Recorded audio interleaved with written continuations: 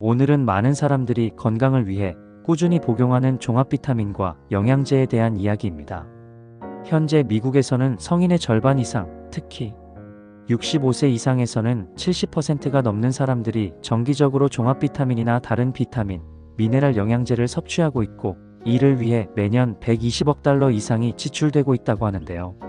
또한 국내에서도 종합 또는 단일 비타민 시장은 2019년 6,369억 원에서 2023년 9,424억 원 규모로 무려 48%나 성장했다고 합니다.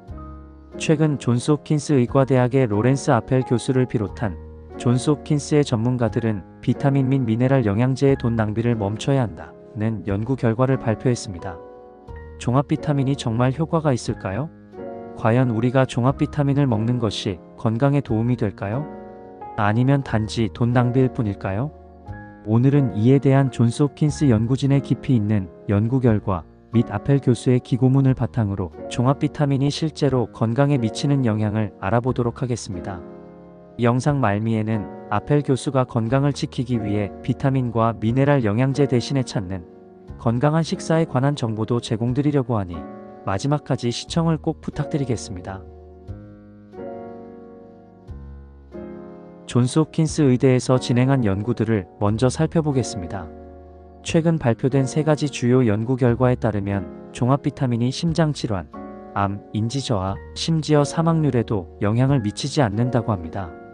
첫 번째, 45만 명을 대상으로 한 연구 분석에서는 종합 비타민이 심장질환이나 암 위험을 줄이지 않는다고 밝혔습니다. 두 번째, 5,947명의 남성을 12년 동안 추적한 연구에서는 종합 비타민이 기억력 감소나 사고속도 저하와 같은 정신적 쇠퇴의 위험을 줄이지 않는다고 나타났습니다. 세 번째, 1,708명의 심장마비 생존자를 대상으로 한 연구에서는 고용량 종합 비타민이나 위약을 복용한 그룹에서 후속 심장마비나 심장수술, 사망률에서 별 차이가 없다는 결과가 나왔습니다. 또한 비타민 E와 베타카로틴 영양제가 특히 고용량에서 해롭다는 연구 결과도 나왔습니다.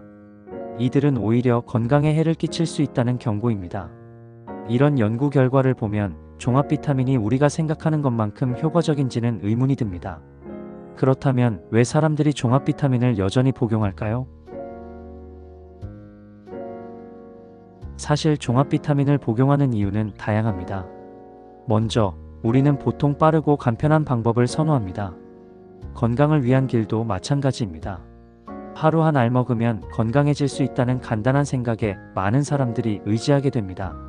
하지만 연구 결과가 말하듯 종합 비타민이 특정 질병 예방이나 건강 개선에 실질적인 도움이 된다는 확실한 증거는 부족합니다. 존스홉킨스 대학의 연구진은 비타민과 미네랄 영양제에 돈을 낭비할 필요가 없다. 오히려 영양이 풍부한 음식을 통해 비타민과 미네랄을 충분히 섭취할 수 있다. 라고 강조합니다. 결국 중요한 건 음식입니다. 우리가 건강한 식단을 유지하고 다양한 음식을 섭취하는 것이 가장 중요한 방법이라는 것이죠. 건강한 체중을 유지하고 포화지방, 트랜스지방, 나트륨, 설탕의 섭취를 줄이는 것이 훨씬 더 강력한 증거를 바탕으로 건강을 지킬 수 있는 방법입니다. 물론 모든 경우에 종합 비타민 등 영양제가 필요 없는 건 아닙니다. 예외적으로 엽산은 건강을 위해 꼭 섭취해야 하는 영양소입니다. 임신 가능 연령의 여성에게 엽산 영양제는 매우 중요합니다. 엽산은 아기의 신경관 결손을 예방하는 데 중요한 역할을 하기 때문에 임신 전과 초기 임신 중에 반드시 섭취해야 하는 영양소입니다. 그래서 젊은 여성에게는 종합 비타민을 권장할 수 있습니다. 또한 종합 비타민에 포함된 철분도 임신 가능 연령의 여성에게 유익할 수 있습니다. 존스홉킨스 대학의 로렌스 아펠 교수는 영양제를 일상적으로 복용하지 않는다고 말합니다. 그는 건강을 지키기 위해 비타민과 미네랄 영양제 대신 건강한 식사를 하려고 노력한다고 밝혔습니다. 아펠 교수는 하루 3끼 건강한 식사를 하려고 노력해서 필요한 비타민, 미네랄, 그리고 다른 영양소를 음식을 통해 섭취하고 있습니다. 이라고 말합니다.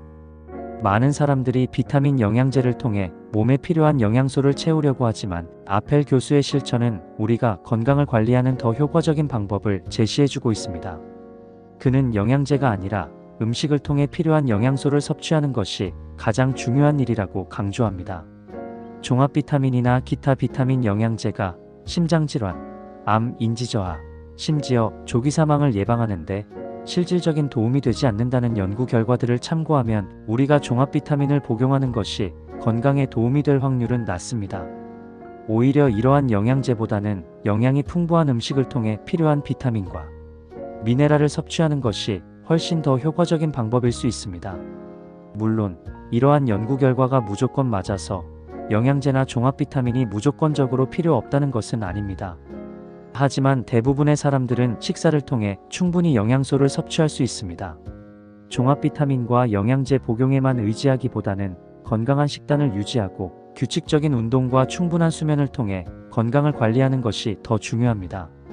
우리가 건강을 유지하고 질병을 예방하기 위한 더 중요한 방법은 균형 잡힌 식단과 건강한 생활 습관이라는 점을 잊지 말아야 합니다. 다음은 아펠 교수가 건강을 지키기 위해 비타민과 미네랄 영양제 대신에 찾는 건강한 식사에 관한 정보입니다. 아펠 교수는 매 끼니마다 2번 이상의 과일이나 채소를 섭취하려고 노력한다고 합니다. 샐러드를 매우 좋아해서 일주일에 몇 번은 점심이나 저녁으로 샐러드를 먹고 식사를 준비할 때 항상 과일이나 채소를 반찬으로 추가합니다. 채소와 과일은 비타민과 미네랄뿐만 아니라 항산화 물질도 풍부하게 함유되어 있어 면역력을 높이는 데 도움이 됩니다. 또한 섬유질이 풍부하여 소화 건강을 돕고 체중 관리에도 긍정적인 영향을 미칩니다. 예를 들어 시금치나 브로콜리와 같은 녹색 채소는 비타민 A, C, K가 풍부하고 과일 중에서는 베리류가 특히 항산화 성분이 많습니다. 채소와 과일을 충분히 섭취하면 다양한 질병의 예방뿐만 아니라 피부 건강, 눈 건강, 그리고 전반적인 체력 유지에도 매우 중요한 역할을 합니다.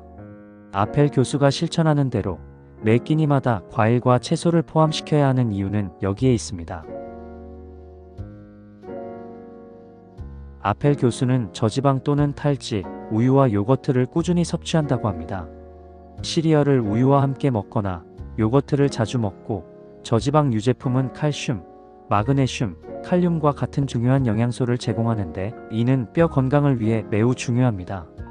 유제품은 우리가 뼈를 건강하게 유지하는데 필수적인 칼슘과 비타민 D를 제공합니다. 특히 저지방 유제품은 고지방 유제품보다 건강에 더 좋은 영향을 미치며 체중 관리에도 도움이 됩니다. 또한 요거트에는 유익한 프로바이오틱스가 포함되어 장 건강을 도와주기 때문에 꾸준히 섭취하는 것이 좋습니다. 통곡물은 또한 아펠 교수가 중요하게 생각하는 식품군입니다. 통곡물에는 쌀, 밀, 보리, 현미 등이 포함됩니다.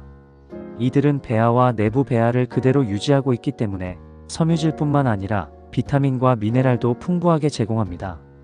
일주일에 몇 번씩 통곡물로 만든 시리얼을 먹고 통밀로 만든 빵도 즐겨 먹습니다.